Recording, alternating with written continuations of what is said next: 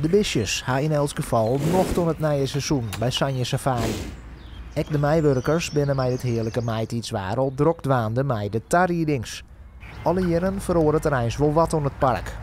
Dit keer winnen de neusberen ombar en binnen er vernijde faciliteiten kwam. Maar je bloot het net bij, want voor de toekomst binnen er grote plan. We zijn dwaande met uitbreiding van ons dierentuin. Had ik mij vroeger in de wetjouwing te maken, maar de hertenkamp niet heel tijd in het Nijswien. Dat is echt wel iets langere termijn dat we wat een heegwerige dierentuin nog willen willen. En wat we met dwaande binnen is dat we in een speeltuin gaan een heel groot nieuw gebied geven ontwikkelingen. Nou, dat hebben we eigenlijk nog net in je verteld. Misschien is dit wat moment, maar dat gaat Timbuktu heten. En Timbuktu, dat wordt eigenlijk een stad waarin mensen een roenreis meidje kennen. Zowel met het verkeerspark, dus met de auto's er doorheen rijden, met de treinen doorheen rijden. Daar komt heel veel te beleven, maar dat gebeurt als boete. De beste verzwargster had het smoordrok met het kreersmeidje van de verbrouwen.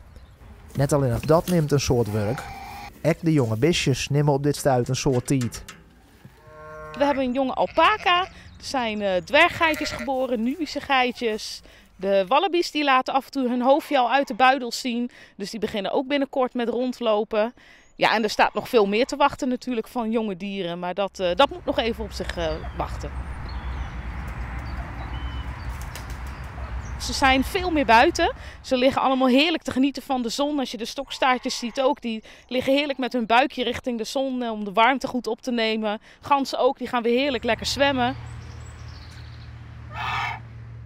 Eigenaar Wiemer had een soort vertrouwen in het nieuwe seizoen.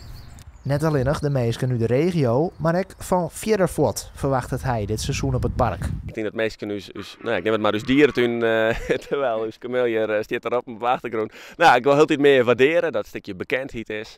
En dat meesten de moeite doen om wat verder te rijden.